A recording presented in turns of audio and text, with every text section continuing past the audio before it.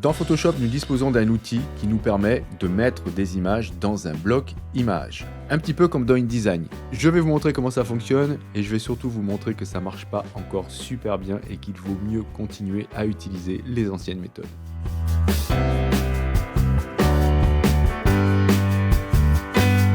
Alors on va partir avec cet exemple qui est une brochure vraiment toute simple avec à l'intérieur des images qui sont incrustées voilà, dans une autre image. Ok. Si vous êtes un petit peu habitué à la mise en page, par exemple avec des logiciels comme InDesign, vous savez qu'il existe des blocs images dans lesquels on peut glisser des images voilà, pour faire ce type d'assemblage. Eh bien depuis peu, depuis 2020 je crois, dans Photoshop on a ici un outil qui s'appelle Outils Image. Et c'est censé faire, comme dans InDesign, des blocs images dans lesquels on va pouvoir glisser des images. Je vais partir avec un format A5 et j'ai importé par-dessus une image. Alors au passage, j'utilise la version 24.00 de Photoshop.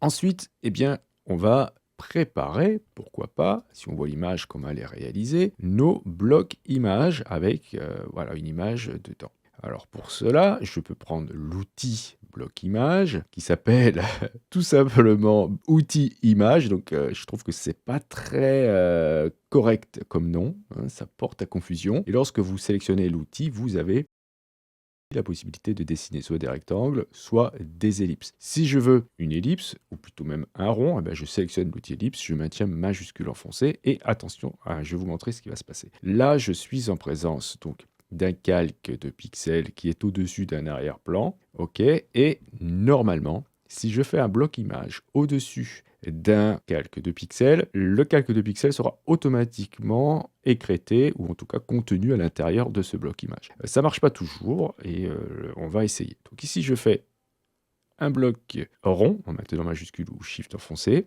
et voilà, normalement, j'aurais dû avoir l'image qui arrive dedans. Donc des fois ça marche, des fois ça marche pas. Sinon, ce que je peux faire, c'est glisser l'image dedans. Je la fais glisser depuis le panneau calque. Et voilà, donc là ça fonctionne. Je vais revenir en arrière, je vais supprimer mon bloc image et je vais recommencer. Donc je fais un bloc, tac. Et vous voyez que là, automatiquement, ça fonctionne. Alors je ne sais pas pourquoi des fois ça marche, des fois ça marche pas. Donc déjà, là, il y a un petit truc qui me chiffonne. Donc je vais revenir encore une fois en arrière pour vous montrer que ce fonctionnement arrive parce que ce calque n'est pas verrouillé. Dans notre image ici, on ne veut pas que cette image-là soit contenue dans un bloc image, donc il va falloir soit le verrouiller, soit en faire un arrière-plan. Je vais faire un arrière-plan, je vais désactiver mon arrière-plan pour le remplacer par celui-ci. Donc après l'avoir sélectionné, je vais dans le menu calque, je fais nouveau et je choisis arrière-plan d'après un calque. Maintenant, je peux faire un bloc image, et là, il n'y a pas de souci, l'arrière-plan n'ira jamais dans un bloc image. Donc là, j'ai la possibilité de glisser dans ce bloc une image. Alors comment je peux faire? Soit je fais fichier, importer et incorporer, ou lier, ou bien je passe par mon panneau bibliothèque et je fais glisser depuis ma bibliothèque une image présente dans ma bibliothèque, par exemple celle-ci. Ok, je ne vais pas le faire tout de suite, on le fera tout à l'heure. Ou bien je peux aller chercher une image depuis Adobe Stock. Sinon, vous pouvez tout simplement faire un cliquer-glisser depuis votre navigateur, hop, et le glisser dedans. Et vous avez encore une autre possibilité, si vous passez par le panneau propriété, vous avez ici tout ce que je viens de vous dire. C'est-à-dire la possibilité d'aller chercher au niveau de l'image incrustée ici, des images dans Adobe Stock, depuis votre bibliothèque ou depuis le disque dur, soit en incorporé, soit en lié. Donc si je vais choisir incorporer, et je vais prendre par exemple cette image-là. Alors, première chose à noter, contrairement à tout à l'heure, l'image ici arrive adaptée à la taille de notre bloc image. Et comme c'était le cas aussi tout à l'heure, on se retrouve avec un objet dynamique. Donc tout ce qui sera à l'intérieur d'un bloc image sera forcément un objet dynamique. Ce qui vous permettra, dans le panneau propriété, d'en modifier le contenu si vous en avez besoin. Donc dans ce cas, ça va ouvrir l'image contenue dans le bloc image dans un autre onglet et sur laquelle vous pourrez faire des modifications. Sinon, vous pourrez convertir cet élément qui est incorporé en élément lié et inversement, s'il était lié, l'incorporer. Ok, alors maintenant, comment on fait pour sélectionner soit l'image, soit le bloc? Eh bien, notez que là, dans le panneau calque, lorsque vous cliquez sur un calque image et que vous le déplacez, vous déplacez tout avec l'outil de déplacement. Si je sélectionne que, vous voyez, dans le panneau calque, le bloc, et bien là, j'ai accès à ces poignées de transformation et je vais pouvoir faire des transformations de ce bloc. Ou bien je clique uniquement sur l'image dans le panneau calque et je peux faire des transformations sur l'image. Ok, si je suis dans mon espace de travail ici, je peux, lorsque le calque image est sélectionné, faire un double clic pour avoir accès aux transformations de l'image. Hein. C'est comme si j'avais ici sélectionné dans le panneau calque uniquement l'image. Ok, et si je clique sur la bordure grise ici de mon bloc image, eh bien, je vais pouvoir faire des transformations sur celui-ci. Alors, autant on peut faire tout ce qu'on veut sur l'image, c'est-à-dire la déplacer, utiliser le raccourci CTRL-T ou commande T pour faire appel à la commande transformation manuelle et transformer l'image à l'intérieur de son bloc. Autant il ne sera pas possible de le faire avec le bloc image lui-même. Si je clique dessus, j'ai accès au poignet de transformation, je peux faire des transformations, ok. Mais si je veux le déplacer, je déplace l'image ou bien je déplace tout. Donc je ne peux pas déplacer le bloc image à moins de déplacer tout et l'image l'adapter.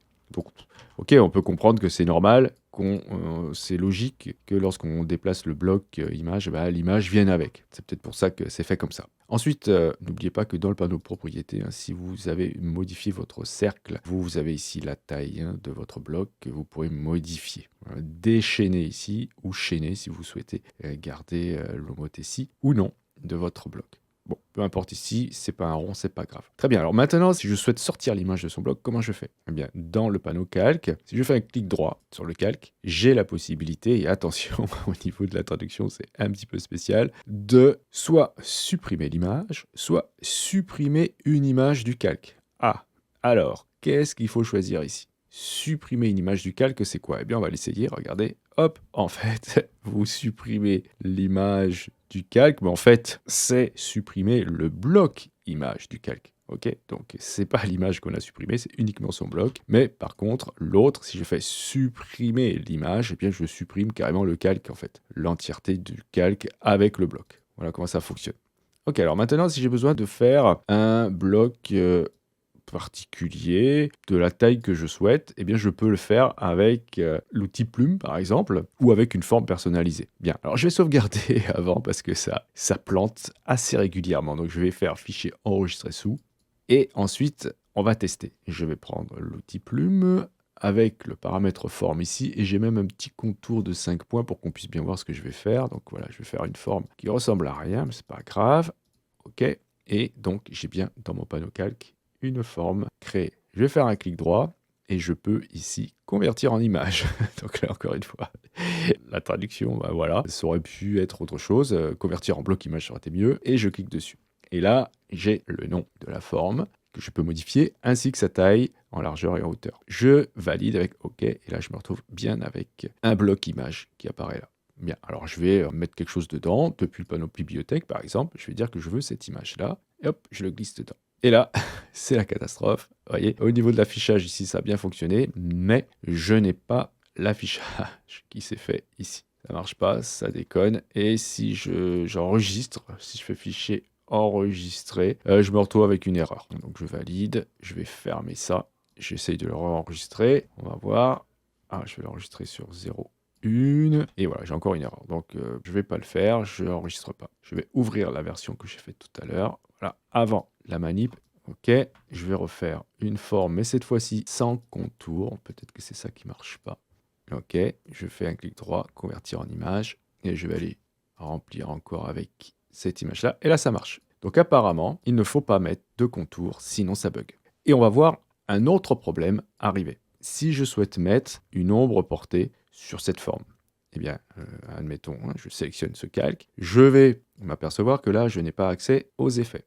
Donc, je ne peux pas le faire. Mais si je clique individuellement sur les éléments, soit sur le bloc image, soit sur l'image, on voit que je peux mettre un effet. Donc, par exemple, je le mets sur l'image, je mets une ombre portée, et je vais dire ok, que je veux une ombre comme ça, peu importe, assez éloignée, qu'une taille moyenne, et je valide. Vous voyez qu'il n'y a rien qui apparaît. Pourtant, si je déplace l'image, eh bien, regardez, l'ombre est quand même là. Alors, on pourrait se dire, très bien, ça, c'est un masque vectoriel. L'ombre peut être masquée par le masque vectoriel.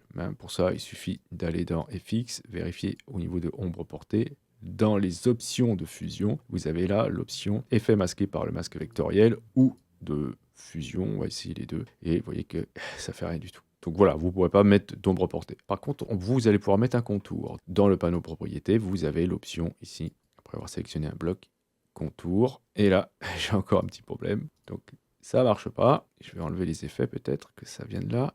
Non. Alors, je vais le tenter sur celui-ci. Alors, ça a marché tout à l'heure, donc je vais essayer de sauvegarder, et j'ai encore, voilà, une erreur qui apparaît. C'est incroyable comme ça bug à tout bout de champ, ce truc. Une catastrophe. Je vais le fermer, et on va rouvrir à nouveau ça, et je vais chercher dans le panneau propriété. Donc, j'ai pas la forme que j'ai fait tout à l'heure, la possibilité d'ajouter un contour, et là, ça va marcher. En fait, j'ai l'impression que les formes personnalisées ne sont pas tellement tolérées encore par cet outil. Bien, alors, bah, vous m'avez entendu me plaindre longuement sur cet outil. Comment on peut remplacer ça? Bah, vous le savez, hein, avec l'écrêtage. C'est très simple. Vous faites une forme, prenez l'outil Ellipse par exemple. Voilà, je vais choisir un fond, pas de contour. Je fais, hop, une forme comme ça, et je peux importer dans mon document une image, par exemple celle-ci, plutôt le parasol. OK, et je vais l'écrêter avec la forme en dessous. Et du coup, bah, c'est très simple ensuite d'ajuster l'image à ce qui pourrait être son bloc image au final, hein. Je vais cacher ça. N'oubliez pas de lier les deux. Vous sélectionnez les deux, la forme et votre image, et vous cliquez ici. Comme ça, lorsque vous déplacerez un, vous déplacez l'autre. Et si je veux avoir une ombre portée, bah, c'est très simple. Sur l'ellipse 1, ici, je vais choisir ombre portée. Pouf, et là, bah, là j'ai une ombre, ça marche très bien. Si j'ai besoin de modifier cet objet-là parce que c'est un objet dynamique, je double-clique dessus, je vais pouvoir faire pareil. Et voilà quoi, je vois pas trop pourquoi ils sont allés essayer de copier InDesign et en le faisant mal en plus. Donc voilà, c'était à la fois pour vous montrer comment fonctionne cet outil et surtout pour vous dire que bah, c'est absolument pas génial parce que c'est buggé à donf. Et voilà. Je vous remercie d'avoir suivi cette vidéo. Si vous avez des questions, bien sûr, n'hésitez pas à le faire dans les commentaires. Si vous souhaitez soutenir cette chaîne, vous pouvez cliquer sur j'aime, c'est hyper important pour le référencement. Si vous souhaitez aller plus loin, vous pouvez cliquer sur le lien Utip présent dans la description. Je remercie encore une fois sincèrement toutes celles et ceux qui l'ont déjà fait. Et si vous n'êtes pas abonné, vous pouvez cliquer sur abonnez-vous. N'oubliez pas la petite clochette pour être averti des prochains cours ou des prochains tutos. Et justement, on se dit à la prochaine pour un autre cours, pour un autre tuto.